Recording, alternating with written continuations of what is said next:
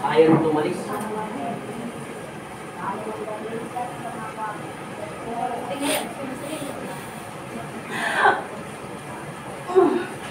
Ano? May gusto ka ba sa kanya? Wala? Sagutin mo yung tanong ko kung may gusto ka sa kanya. Anong espiritu ka? Elemento? Espiritu? Anong klase ka nilalang? Ha? Anong klase ka? Tinatanong kita kung tao ka ba, hindi? Tao? Sumagot ka kung tao ka. Ayaw mo pansin. Ito, ayaw mo tagapansinin, ha? Disusa, lagyan ng banal na tubig. Amen. Ano? May gusto ka sa kanya, wala? Ha? May gusto ka, wala? Okay. Kaano mo to? Tinatanong kita kung elemento ka, espiritu. Kinukulang mo ba siya? Tao ka ba hindi? Sumagot ka sa tanong ko. Gusto ko ikaw sumagot sa tanong ko. Anong nilalang ka? Tao ka hindi? Dalawa nilalabas ni Magnetico rito. Gusto ko ikaw sumagot. Ayaw mo. Pahirapan siya Magnetico. Ano? Ano? Magmamatigas ka talaga. Ikaw mapilit.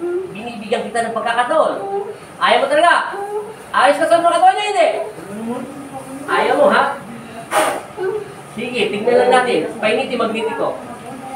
Sige, tignan lang natin. Malapit na. Okay, salamat. Nagdagan ang kuryente Magnetico. Ayan. Ano? Aalis ka sa mga katawan niya, hindi? Tanggalin mo yan. Tanggalin mo yung nilagay mo sa kanya. Kalasin mo. Kalasin mo. Tanggalin mo. Tanggalin mo. Sige, kalasin mo. Gusto mo taga makipag-away ako sa'yo, ha? Gusto mo ibalik mo Magnetico yung ugali natin dalawa. Taasan natin lahat ng kuryente. Ayaw ko na! Ano? Ayaw ko na! Bakit ka nagagalit sa kanya? Tao ka, hindi? Hindi! Ano nilalang ka? Hindi! Ano? Kapre, duwende, maligno, tiyanak. May gusto ka sa kanya? Okay, kalasin mo yan. Tanggalin mo. Maligno ka pala eh. Matagal ka na may gusto sa kanya. Wala! Bakit ka nasa ng espiritu niya? Wala! Nasaan ka nakatira? Sa loob ng bahay nila? Sa labas ng bahay nila? Sampuno! Sampuno! Gusto pala, tinatakot lang. May santol ba sa inyo? Sige, kalas. Ha? Sige, kalas. Tanggalin mo. Kailan ka ba sumanib sa katawang lupa niya? Gusto mo ba to? May tutuba kayo sa Bakit ka pumapasok sa loob ng katawan niya? Sa bahay nyo? Wala lang. Bahay nyo? Pero may gusto ka. Ha? Yun po to. May gusto ka, wala. Sa kanila? Tanggalin mo yung sakit niya doon sa may batok niya. Inilagay mo. Bakit mo siya binibigyan ng sakit doon sa batok niya? Bakit mo siya nilalagyan ng sakit sa batok niya? Gusto mo ba talaga masaktan elemento? O aamin ka, sabihin mo lang totoo kung ano ba dahilan ng gusto mo sa kanya? Ay, bakit mo siya binibigyan ng sakit? Anong wala lang? Binigyan mo ng sakit, wala lang. Ano bang iniinis mo rito? May crush ka sa kanya, wala? Bakit mo nga siya binibigyan ng sakit? Trip mo lang. Gusto mo ako mag-trip? Pag-tripan kita. Gusto mo ako mag-trip? O, tatanggalin mo na. Yung totoo, may gusto ka sa kanya, wala? Kalasin mo lahat yan.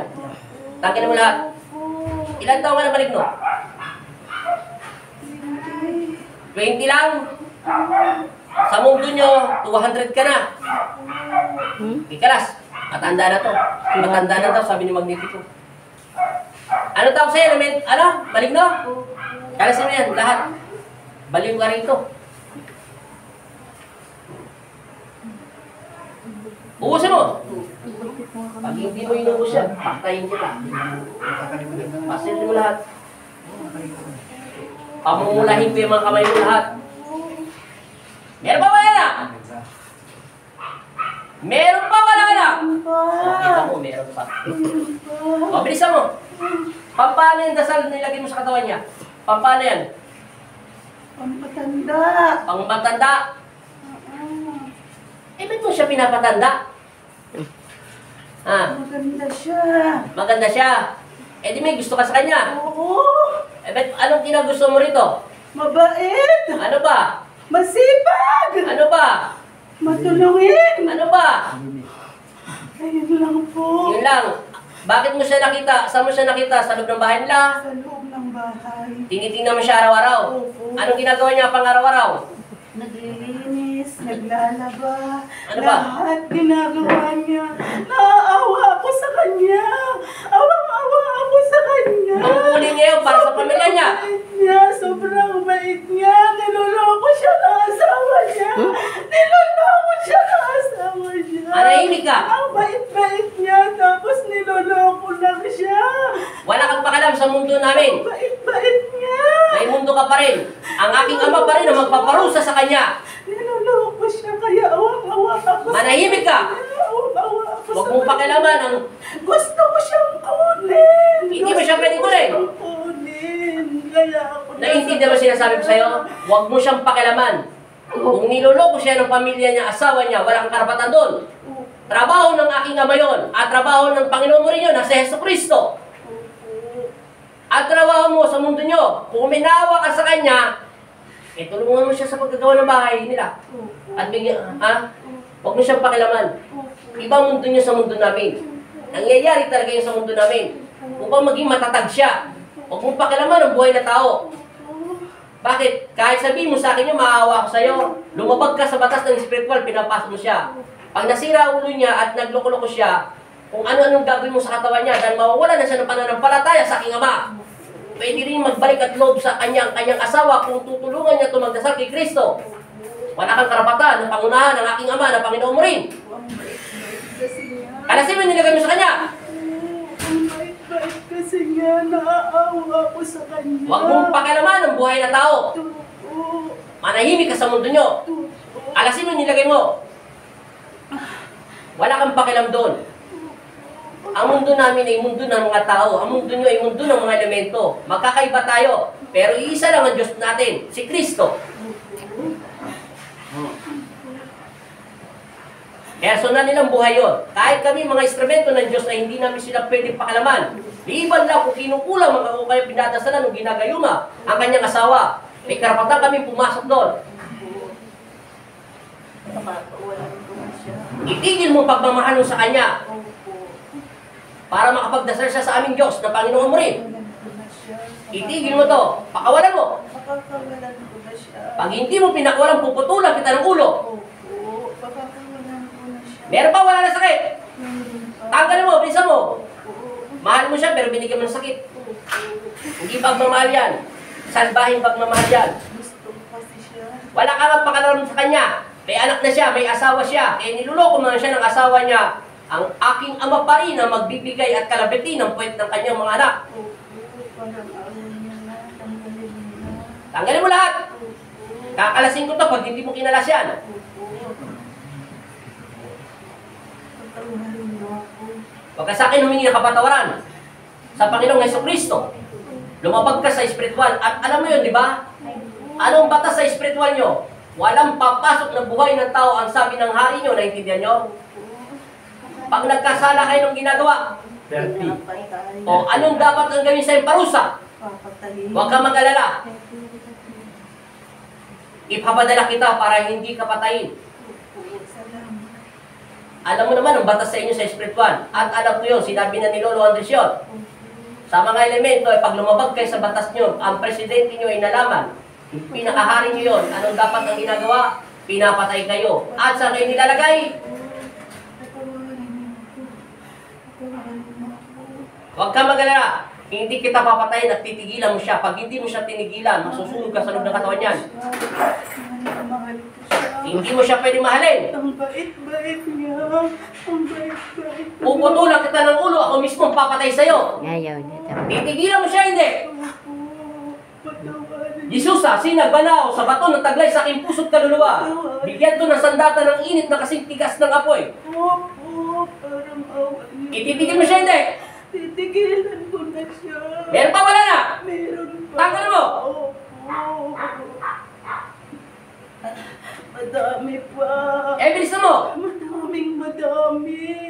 Ay, gaano kadami yan? Kaya kong kalasin yan.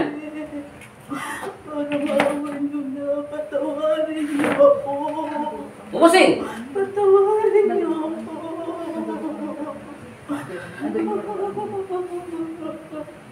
Bilisan mo!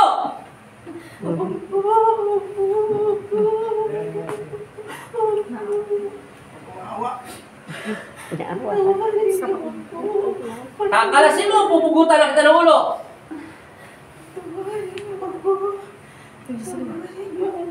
Meron pa, wala na? Sobrang mahal na mahal ko kasi siya.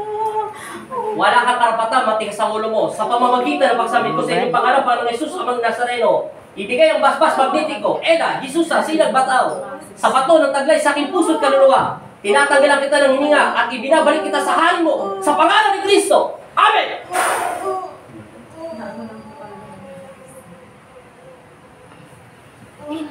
Hindi na siya. Tugi na. Lock na. Nana. Patay na. Patay na. Gising! Sabi mo in Jesus' name. Dilat ang mata. Bigsan siya ng tubig. Tumagal tayo ng 15 minutes. Hindi siya titigilan. Matagal. Gumising ka, idilat mo yung mga mata mo. Nawala ka pala ng tubig, hindi tayo nakapagtuloy. Pangalan niya ulit, ikaw mo naman ang salita. Pangalan? Helen Grace. Middle name? Helen Grace. Amin. Idilat mo yung mata mo. Tulungan mo yung sarili mo. Amen! Dilat! Gising ang mata. Hinga! Inom tubig. Alaya pa pala mga dito eh. May ka ano? Ito lang uminom. Tama na. Antay mo po ba yung tubig? 3 times, sabi mo in Jesus' name. Palinis. Isa pa. Bastos ka. Dito na napainom. Kanina pa wala. Bastos. Minga ka na malalim. Sabi nga doon sa sulok ko. Sabi mo in Jesus' name. In Jesus' name. Amen! Isipin mo yung anak mo. May anak ka? Isipin mo sila. Kailangan makapasok yung anak mo sa puso mo. Nakikita mo yung mukha ng mother mo? Nakikita mo yung mukha ng anak mo? Sambitin mo yung pangalan niya. Okay, idilat mo yung mata mo. Sabi mo in Jesus' name. In Jesus' name. Kumalmado ka muna. Uminom ka ulit tubig. Huminga ka ng malalim. Ayusin, isa pa. Inom. Dilat ang mata. Kailan makapasok ulit yung tubig sa loob ng katawan mo. Para malinis lahat yan. Ikukulong na ng tubig yung buong espiritu mo. Para maibalik ito sa dating forma. Tama na. Ay, huminga ka muna. Sumandal ka konti. Inormal mo pagkita mo. Antay mo muna siya makapasok. Ayusin mo yung ano mo. Awit ka. Upuan mo. O, diba? Hindi ka Antay mo umupo. muna. Ayan na. Pumasok na daw yung spiritual niya. Ano parang daw sa kamay mo? Close upin mo. May power na. Kabila. Bumalik na yung lakas mo. Malis na daw. Ngayon, nakahinga na yung katawan mo. May nakita ka madilim maliwanag. Madilim na madilim. Okay na yun. At least, nakawala ka na sa bangungo. Kailan ulit kami mo? Delanes po lang. Utang di ako tasal, may kinig kita naman. Wala labis ka. Madaligan naman. So, di mo yung chinelas mo. Kunin mo yung ano mo. Alamin mo, antay mo wala gumana. Mamaya mo na siya i-balance chart. Kailangan niya muna makapag-relax. Kasi masyadong nakalimutan ko siya pero may tubig. Wala akong magawa, nahawakan ko na eh. Kaya naubos yung energy niya. Tumagal ako ng 15 minutos eh. Ilang minuto? 13 lang po. 13? 14 na ngayon, mag-15. Sige na. Pahinga ka muna rin konti. Ayusin mo muna, baka mahilo. Pahinga ka muna. Alalayan. Pwede po ba siyang uminom sa sister?